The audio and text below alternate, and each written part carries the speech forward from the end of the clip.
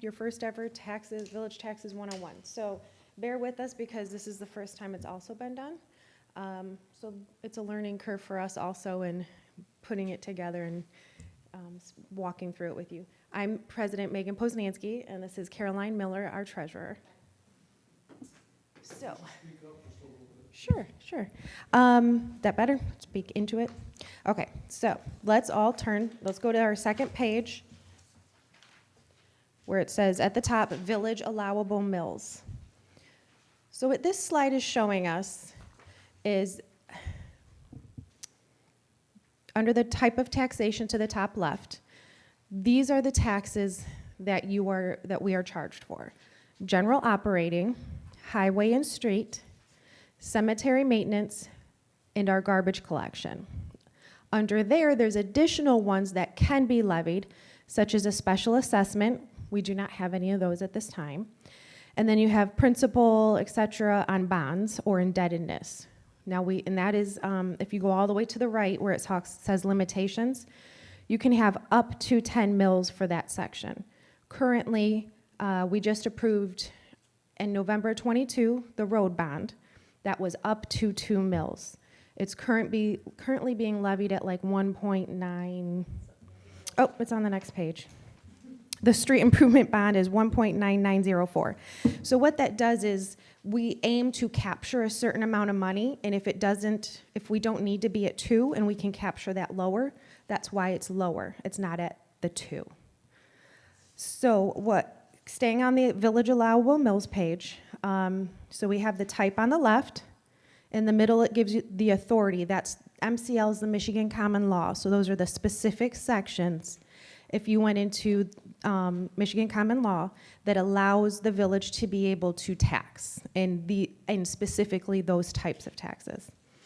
And then on the right hand, under the column that says limitations, municipalities are all different. A township will be able to do different levels, cities, and county, and so this is village. At a general law village, and there's also different types of villages. So under general law, that limitation for general operating is 12.5 mills. The highway is 5. Our cemetery is 1, and garbage could be at 3. So that's what is allowed. Going to the second page where you have your current mills levied, this is where we're at. So I have the same things listed here: general operating, rubbish, general highway, and cemetery. The first set of numbers is where we're currently at. The second set is where we could be. That's what I just showed you on the first page of what would be allowed. So for instance, general operating could be at 12.5. However, we are at 10.3285. Same going down the row. Rubbish could be 3, but we are at 2.0656. General highway is 5. However, we are at 1.4168. And cemetery could be up to 1 mil, and we are at 0.7259. So we could levy 21 mills, but currently operate off of the 14.5368. Now going down to make it a little more, adding to that sandwich here, we did approve that street improvement bond. That's where you get an additional 1.9904. So the grand total is actually 16.5272. If you happen to live in the DDA district, have a business or have a home, there is the additional DDA, Downtown Development Authority tax. That tax is all the way at the bottom there, the 1.7208. So if you lived in the DDA area, your mills would be at 18.2480. Well, you don't, but you would know, you do. It would show up on your tax bill, but mainly think of the downtown, the Four Corners. It does come out a bit. It's the downtown business district. There are some homes. So think of the Village Park with the gazebo. Some of those homes are captured in the DDA. And what that also means for them is that they could be businesses. That's where zoning comes into place. That is the downtown DDA zone, and that's what that tax gets applied to that area. Yes. What would that be called on your tax bill? You would see it, would it say DDA? Oh, yeah, okay, yeah, because there's one I'll wait later on to ask It that question. is listed on, if you're not in the DDA. It just won't show up. It's, well, remember last year? Oh, it'd didn't be- show up, but that was a little snafu my first year doing taxes, but, it shows up as 0. But if you're in the DDA, there'll be the amount. We'll show you farther back. We have some examples in here, so you'll see what a bill looks like with one and without, And I if you're in the think there was district. 110? In the actual Maybe district. In the actual DDA. So think So of it's not everybody. the businesses down there, Main Street, all of that, those building owners will see that tax on there. And that is how the downtown, the DDA board has some funding to do the things they do.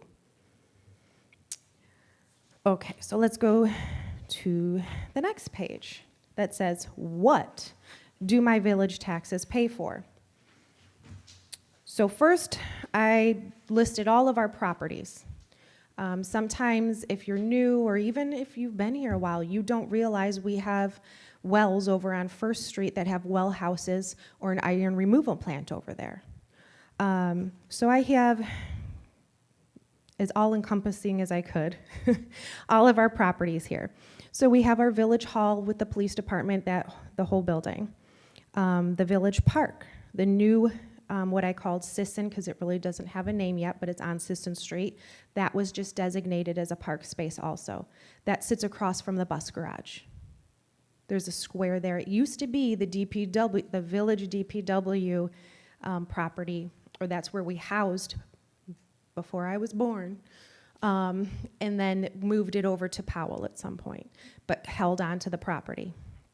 So we own that property.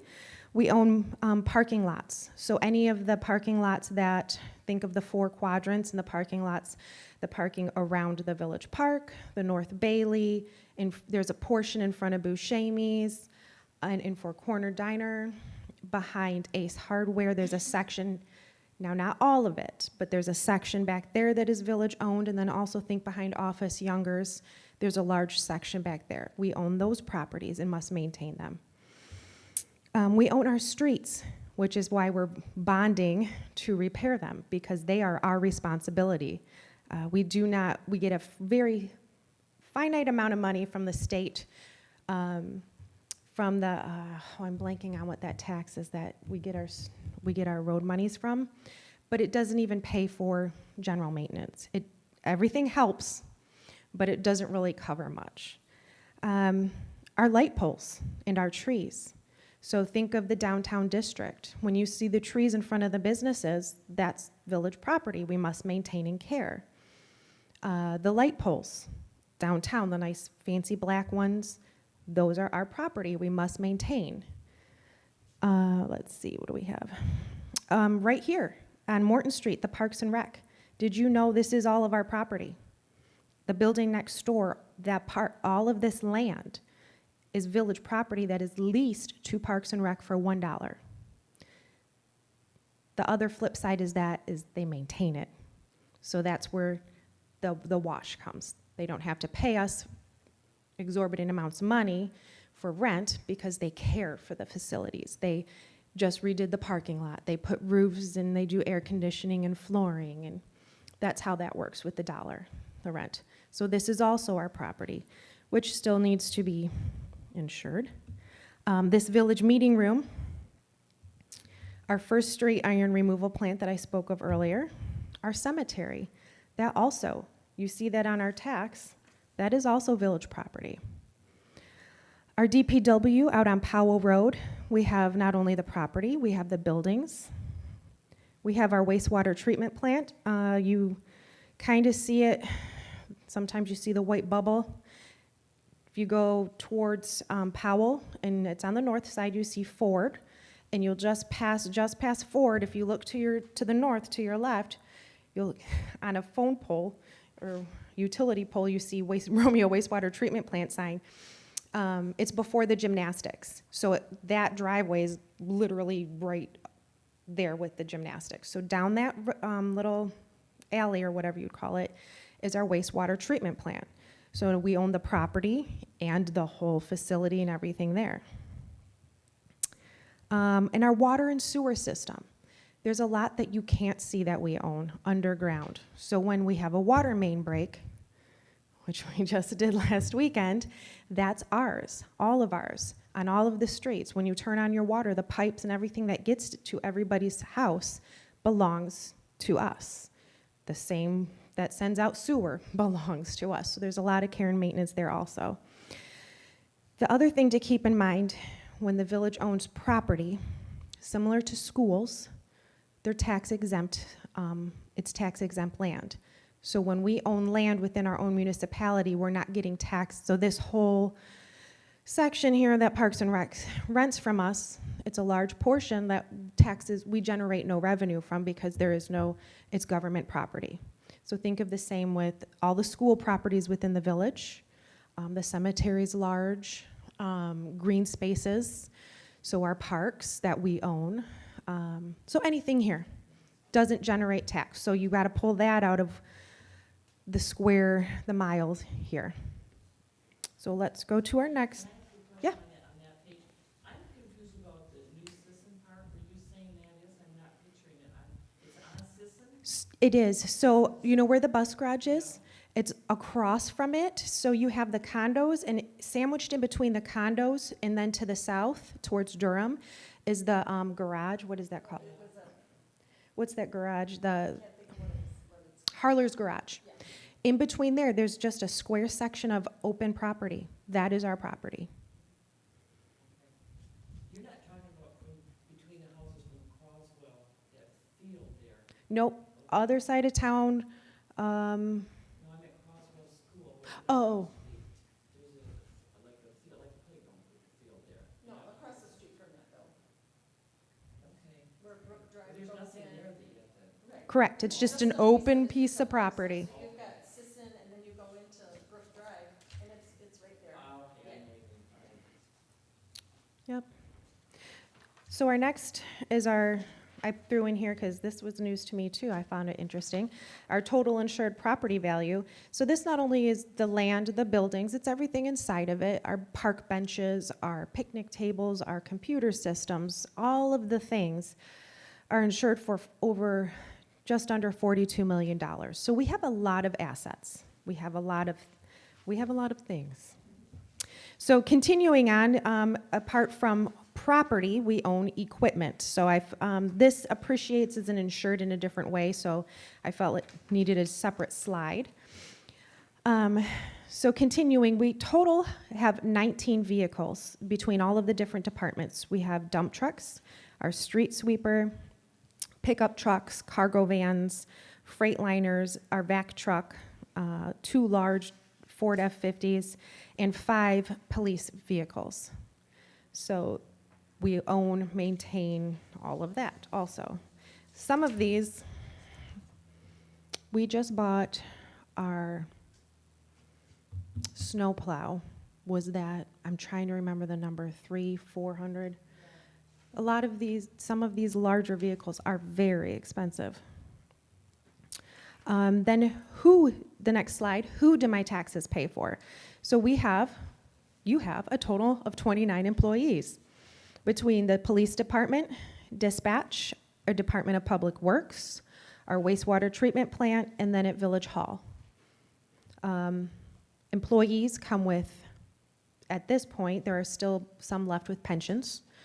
That has essentially come to an end going forward with many new hires. Because that's a large liability on our budget, is our pension post-employment benefits. You have health care, all of the things that come with employees. Next slide are the village services you receive. So between the properties, the vehicles, and the employees, you receive services. We are here to serve the people. So we have leaf pickup. We have our snow plowing and salting. You get your garbage picked up and recycling every week. You have water and sewer. to do everything you do at home with that. Roads maintenance, so even when we're not redoing the roads, you're still seeing them out there doing some sort of maintenance, whether that's street sweeping, cold patching, which now won't happen for a while for the ones that just got done. We're gonna have to look into crack sealing and care of new roads to try and get life out of them. Then we have our easement trees. Each year, we have trees in the easements. There's a certain point in time where there was an ordinance that you are no longer, we no longer plant in the easement. There's infrastructure underneath, there's often the lines above. It causes potential problems down the line. The roots getting into your water lines, the sewer lines can be costly. And also, then we maintain them. We spend easily, I'm gonna say $50,000 to $100,000 a year in tree maintenance.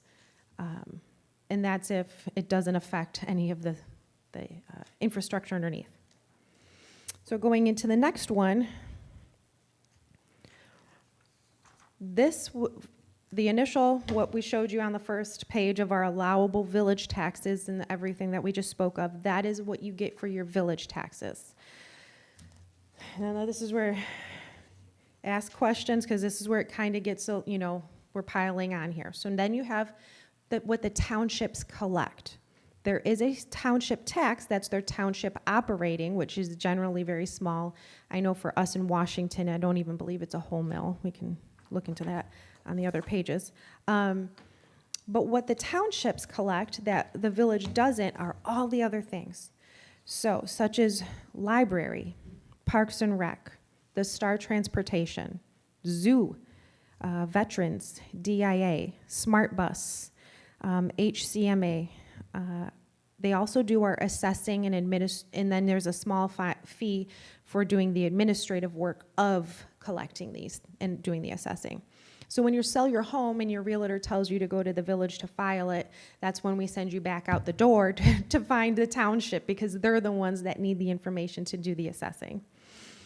You also will get, so on the left, my headers fell off, I didn't put them on. To the left, I believe, is what gets sent in the summer tax collection from the township. And I think on the right is the winter. And so that is the state education. And then you get all your Romeo Community Schools taxing, the operating, the debt, and the sinking.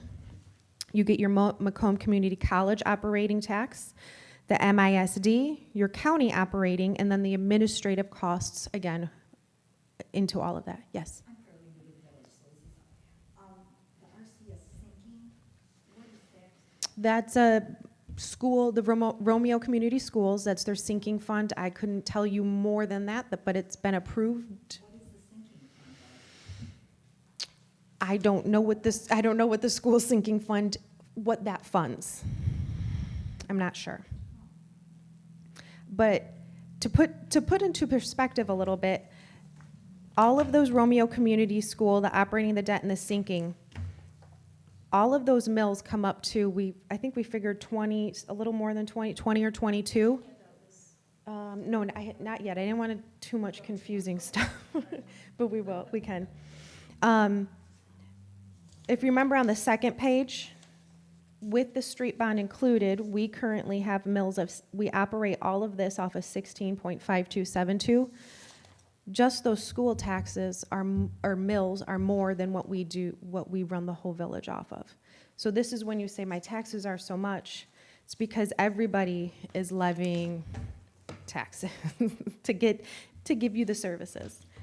So those are what you will get on your township bills. So you do not see on your township bill garbage. You only see that on the village because we provide that service.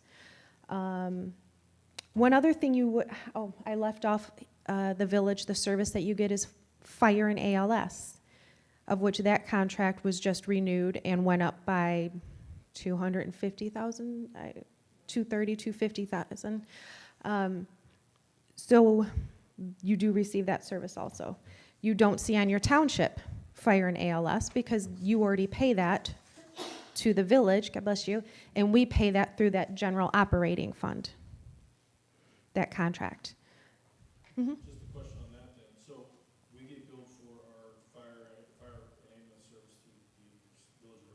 Correct. Does the townships then, Bruce and Washington, since it's fire departments and towns, pay a separate tax on there? Because if I don't get it on my, because I also pay Bruce Township taxes too, right? Yep, you pay these taxes. Do you get twice? No, you will not, the township tax list, you won't see fire on that because they don't service your fire.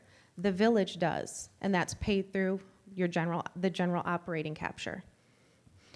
If you were in the township, you would see a line there. They levy, there's two separate, because they levy, there's separate mills, like we have our garbage and everything. They have a separate fire, and then they have a separate ALS, and you would see the numbers of the mills next to it, and I think combined, they're like 5.53. So we do not receive that in Washington or Bruce on your township bill. If you solely lived in the township, then you would see it because that's the municipality providing it.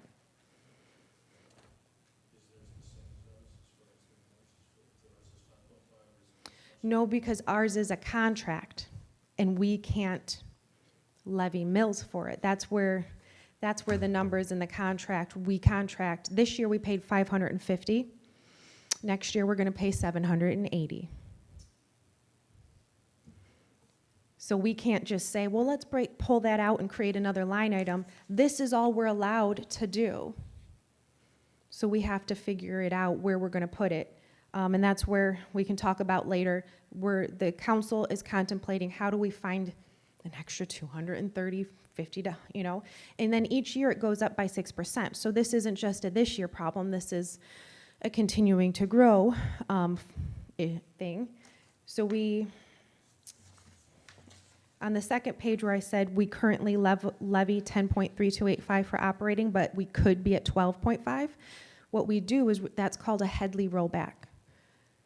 This 10.3285 started at 12.5, but based off of inflation and assessing, it's called the Headley Amendment, and that caps it, that we can't just, it protects the people in that we can't just continue to levy 12.5 when, how do I say, it's a very, not that you can't afford it, but inflation and everything didn't match. When we can capture that same amount of money at 10, why are we capturing it at 12? We don't need that to operate. So it keeps it at that level where we only get what is needed. It's not a business. We're not here to make revenue. We're here to cover cost. And so the rollback ensures that. But what it also does is eventually rolls back so far that what we would ask for in this case is is an override to roll it back to the 12.5, which would capture that extra money of that difference of two whatever mills and fund that deficit that we're seeing now from the extra money in the fire or other things as general fund. So that is something that where the could be and we are, those can be asked for to be rolled back. That will come before you. If the people vote no, then we figure out how to pay for something or we cut services. I mean, I don't think that would be one that got cut. But then maybe it's, okay, well then there's no more leaf vac and we sell it and we stop offering that service. So that's all conversational right now though. Not to confuse anymore. So moving from the township tax collection, then we put in here some examples. So we pulled our own homes and to show you what happens. So let's stick with the example number ones. There's two example number ones. There's the non-homesteaded within the DDA, and then there is where do I have? The township example of the non-homesteaded within DDA. So in a year, you will receive 3 tax bills. One from the village in the summer, and 2 from the township, summer and winter. So that's how you get 3. So on the example number 1, your village example, non-homesteaded DDA. This is where you see the taxable value. This property is taxable value at $87,700. Towards the left, you see those mills we talked about on the first page, the operating, rubbish, highway, cemetery. And then in the middle column, you see the mills that we talked about, the numbers that 10.3285.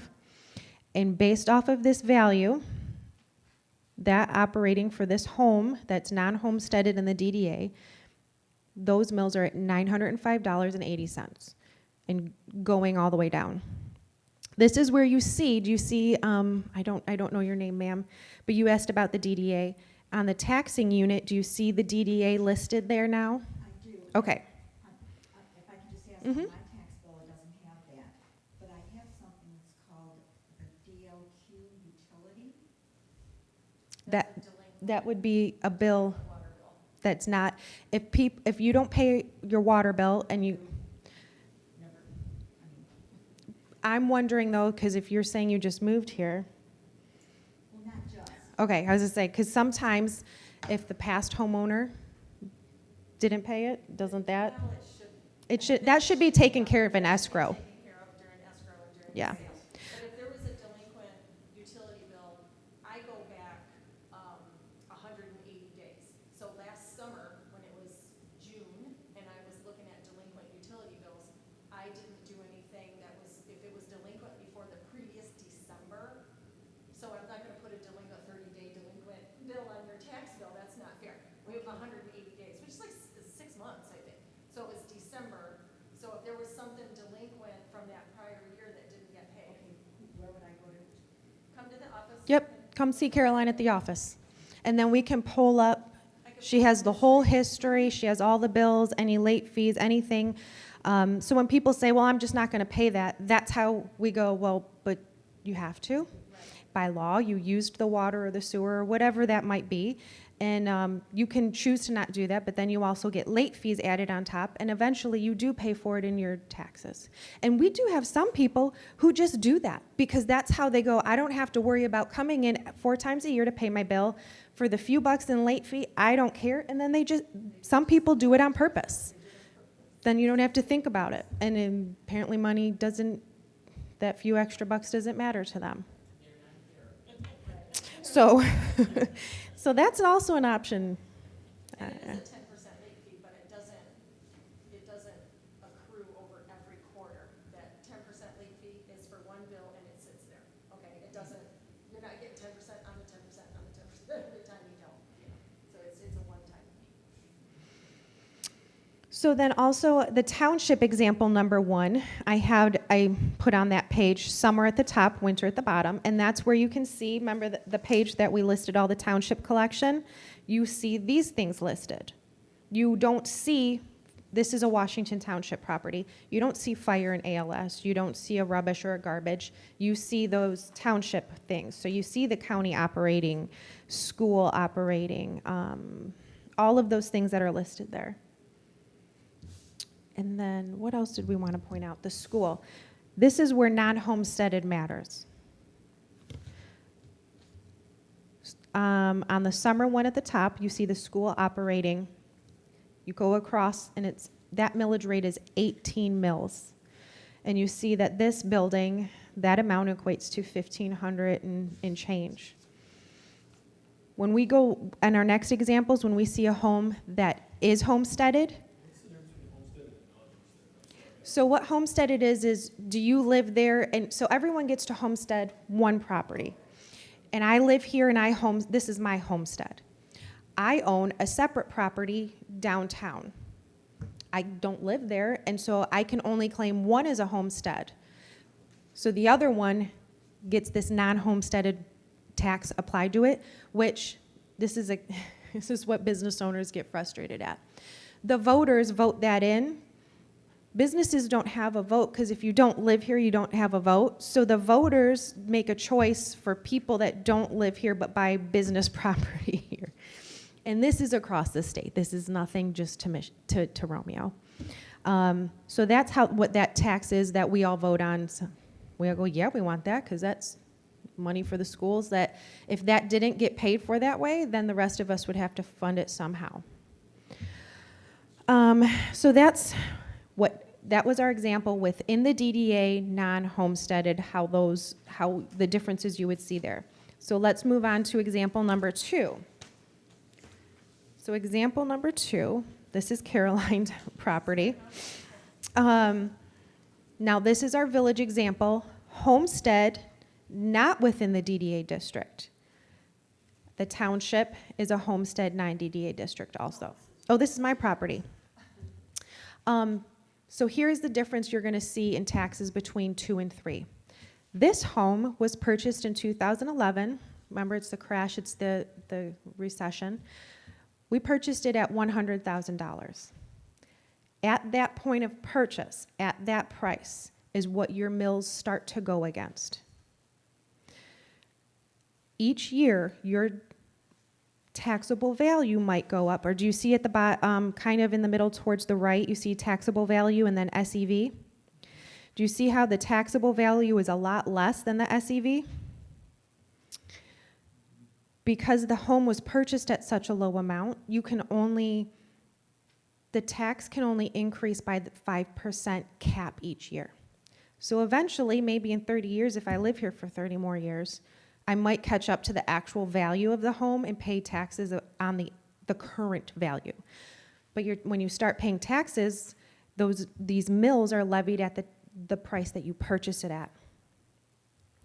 So that is why, if you look at example in the village number 2, and if you go to example in the village number 3, this is Caroline's house. She's also homesteaded. It's not in the DDA.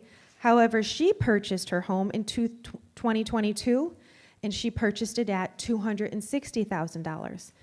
Now look at the bottom in the right-hand corner. Do you see the large difference there in the taxes? The home purchased in 2011 at the lower amount, the taxes for that are $1,346, and the one that was purchased at the amount of $260 is $1,997. I'm sorry, you guys are back and forth and back and forth. $650 difference. So it all depends on the value of the house that you purchased it at. So as long as you buy and sell it where you go out. If the home values are going up. So back when I purchased mine, home values, you couldn't give them away. Everyone was upside down on their mortgage at that point. The home was worth more, or the mortgage was, you owed more on your home than your home was worth at that point in time. And that's where the Headley rollback saves everyone in their taxes. They couldn't continue to raise it with, because the home values were not there anymore. That's where that helps. And then, so moving into the township example of number 2 and comparing the two, this is where you also see this homesteaded. On the top, under the summer one, where you see the school operating, and again, you see those 18 mills that are levied. Do you see how it says 0? It's because it's homesteaded. What's the SEV value? I'm sorry, you explained it. It stands for state equalized value. State equalized value, and that's generally, now I'm not the greatest at all of these small little intricate things. That's where we generally go, that's the amount of money that if you double it, that's generally what your home is worth. So in the state, or the assessing, that's kind of, is that where the number comes from? That comes from this assessing, which is the townships do our assessing. Now, I do have information for that also. If you believe that yours went up too fast in a year, you can go before what is called the tax tribunal. It's a review board, and you can petition them and say, this doesn't make sense. I didn't improve it. I didn't do X, Y, and Z. And you can go before the board. It's a board of residents that the township picks to be on that board, and they can decide to go, okay, instead of the 5%, we'll put it back down to 3%. Or I've never gone before it. I do have the information for you if that's something that you would be interested in. So let's move into our example number 3. We have our village example. Again, homestead, non-DDA, and this was the home that was purchased more recently in 2022 for $260,000. And that's where you can see the difference there. Do you see how the SEV and the taxable value are much closer on that one? Because it was purchased so recently, the taxable value is practically the same because it hasn't been in much time. Whereas the home that was purchased in 2011 was purchased at such a low amount, and housing rate or housing values have skyrocketed. That's where you see that large disparity between those two numbers in the 2011 one. Because the purchase price was way less than the current value. So if you have someone who's lived here for 40 years, their home is paid off, and back in the day they purchased it for 50 grand, but say today it's worth 400, they've only increased 5% for the last 40 years on that 50 grand. They're probably nowhere near paying the taxes of the true worth of the value of the property if it was sold today. But if you walked in and bought that home at 400, you would start paying taxes at the 400 value, not at the price that the person. So when people come and buy homes, they're like, but when I looked at the taxes, they looked so good. It's like, yeah, because you looked at the taxes of what the person who currently lives there and what they purchased, the value of the home at. So unfortunately, when you purchase, it uncaps and puts these mills get put against that value at that time, the purchase price. Pardon me? Can what go down? It can, and that's what I'm saying. Back in 2011, when everything went upside down, people, yes and no, they don't. That's what I'm saying. That's where that Headley rollback stops it from continuing to go up. Because the inflation went down, values went down, they go halt. You don't need as much to. So right now, for instance, over at the wastewater treatment plant, we get, I don't know, let's say calcium to treat the water or something like that. Everything costs more right now. We all understand how inflation works. Well, when everything tanks and inflation is low, it doesn't cost as much anymore, right? So then we don't have to capture as much. Just like at the beginning where I said there's a 12.5, but we're at 10. We don't need to capture that. So it kind of, then the rollback stops you from staying at the 12.5. The taxable value cannot exceed your SEV value. Is that true or not? I would have to get back to you on that statement and think about that. I wouldn't think so, because they can't tax you on a value that your home isn't worth. But I'm going to have to. Okay. I would have to look into that. Okay. So then the last thing. Oh yeah, go ahead. When you, okay, like we had said, we had moved out of town for 6 years, we moved back in.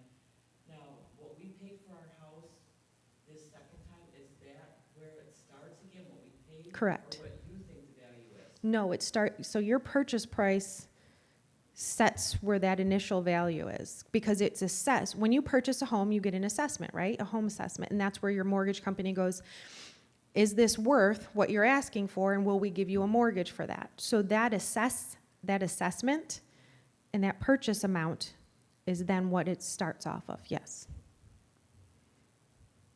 Now, if you would have not sold your home, held on to it, and rented it, you would still be at a different spot.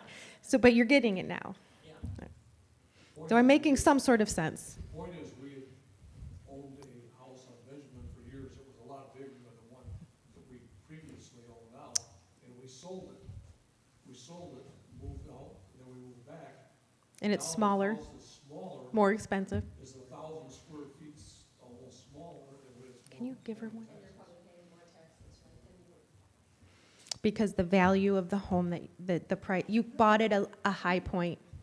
So the home that I bought for $100,000, living on Benjamin, is a larger home that today, if you were to purchase, could be $300,000. But we bought it at a downturn. As opposed to if I sold it right now, if I sold it right now and somebody else purchased it, their taxes would start at whatever that selling price is. Because I bought, if I can interject, I bought a house on Brook Drive, and I looked up their tax bill, I was like, oh, cool, $700, that's awesome. And my bill came and it was $1,400. I was like, I don't understand. And then I learned that, oh, it was on cap, because those people lived there for 25 years, Right. you know, and so then when I got it, yeah. So then the last page is the dates to remember. Because people often they'll come in and go, oh, I didn't get a winter bill. And it's like, because you won't get a winter bill from the village. So you get Only time I make people happy, this one, you're not gonna get. so you get 2 in the summer essentially, and 1 in the winter. And failure to receive a bill does not negate the responsibility to pay the bill. So when you call the county and go, well, I didn't get it, they don't care. Because I've done it.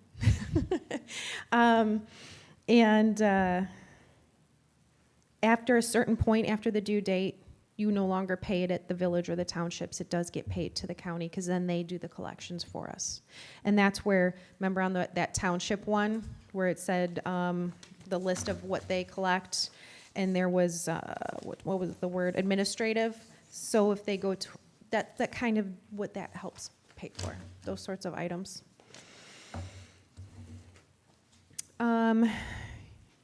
Water bills can be paid online also. If you do that though, know that you're using a credit card and there's a 3% fee on the price of your water bill.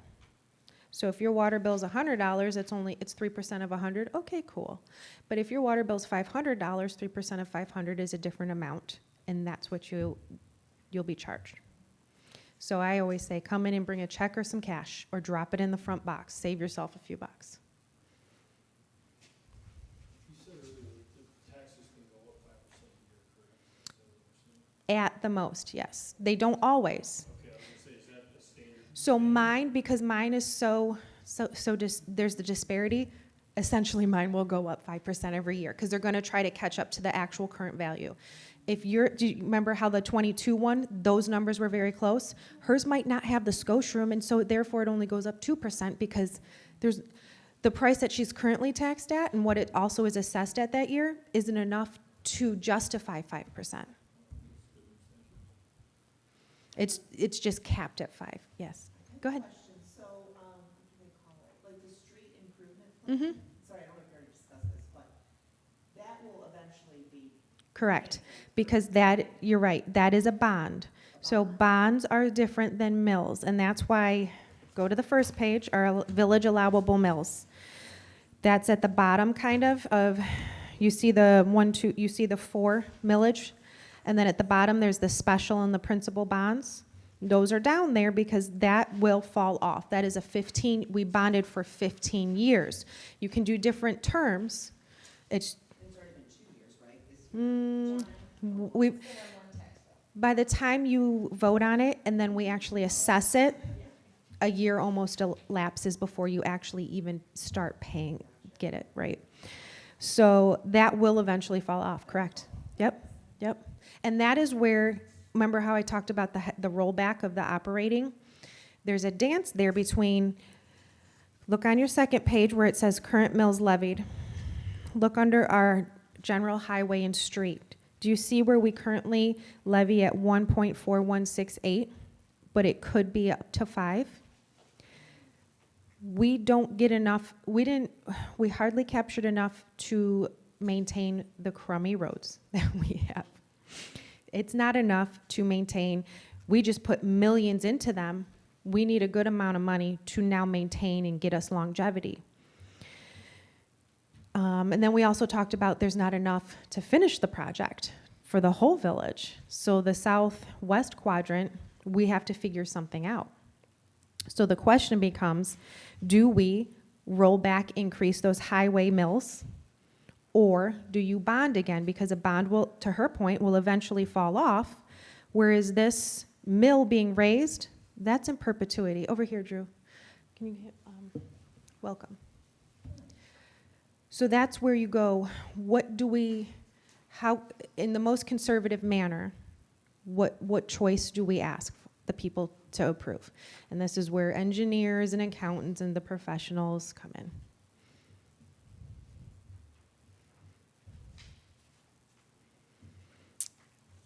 I have a quick question. Mm-hmm. On the new road construction that's being done, Correct. does the village or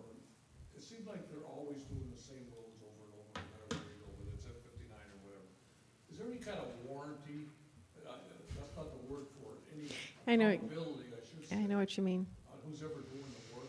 I believe it's a short term of failure and correction. And we do hold on. So for instance, this northeast portion that was done in the fall, we do hold a retainage should there be some sort of failure for them that ensures they come back and do it. Because if you want your final retainage, you'll finish out the project. So it's not a very long guarantee. Because I mean, after about a year, it should do the things, settle. We'll see the, any cracks, because you've gone through the seasons. And I don't know, at that point, I feel like they would just up the price then to cover whatever they may or may not fail down the road, just in case. And then any more questions? Yes? That might be a dumb question. No, no dumb I'm questions. just wondering, with the Ford plant, did they pay taxes to the village, and do they still pay them? And what's gonna happen when they don't anymore? And why do they pay them to the village? Let me take them a little bit at a time. So, let me bring it into a different perspective. You own your home. Whether you live there or not, you pay tax, correct? Similar to Ford. Ford owns a property. Whether they inhabit that property or not, they pay taxes. A little different though. Remember how I have the page of what we insure our properties for? When Ford goes in and cleans out, they take value away from the property because there's the items inside increase the value of that property. So it has gone down slightly because they've removed machines and value in a way. So you own a property, you're paying taxes on it. What will happen, they're never not going to pay taxes on it. Because again, whether they're there or not, you're paying taxes. The bigger issue, which is the concern for us, is if you're at home and using water and sewer, you have a higher bill. If you're not at home using water and sewer, you're not paying a bill, right? So that's where Ford, and not only Ford, we redid our water rates. So that even if you're not home and you don't use any water, we still have pipes and maintenance, and there's the potential that you can walk in the door at any moment and use it, right? And we have to ensure that we are bound and responsible to the taxpayers, that if you walk in that door after 2 years, you get water. So there's general maintenance that has to continue. So that's where that ready-to-serve fee, at least, is a set amount that is for sure captured to cover those costs that we know we will have. We know we will have 5 employees there. We will have health care and all the items. So the difference is Ford, or the force isn't there to use all of that water or sewer, whatever happens there. So there's a lowering there, which is acknowledged. Let's add another layer. We have 2 water systems in the village. We have the village residents. Like I said, off of First Street, we have our wells. So we all have well water. We have a well system. On the other side, for the most part, there are some users still on our side of the Van Dyke Expressway, but towards the east, they are on Great Lakes water. So we contract that. There are certain contracts numbers that they go, this is your base amount no matter what. They do recognize that the usage isn't there as it used to, and it has come down. But just like anything else, when we have $10 that can be recouped in 10 people, we go, cool, I only owe $1. But now we have $10 that needs to be recouped on 8 people. So either way, the $10 needed to come in, and now you pay $1.20 instead of $1 because there's less of us to still cover the same amount. It has come down, so maybe instead of $10, we're at $9.50, but 8 users now still need to cover $9.50 instead of 10 and 10. kind of. Do we have any other information that we wanted to? We have some handouts. We have, Bruce Township has their taxes all listed out of what the township levy or assesses, and the only difference is that doesn't account for village, so you'll see, they say fire. You don't pay, that's something you won't, again, see on your bill. What else do we We have? have the Washington Township stuff and the village. Some of these ones. Let me see, let me tell you what I have. We have, Caroline has made a village one. So this, Caroline made the taxes and what they go, what the millage and what they go for. This is, if anyone wants to go to the Tax Tribunal Review Board information. And then, I printed off for anyone who wants to know because of my poor explanation of the Headley rollback and override and what that really means in very good terms. This is the village one. Oh. That one.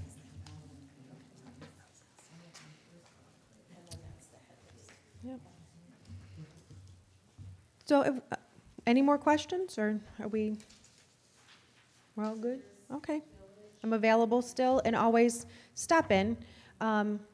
We are more than welcome and enjoy talking to you, especially when you're kind.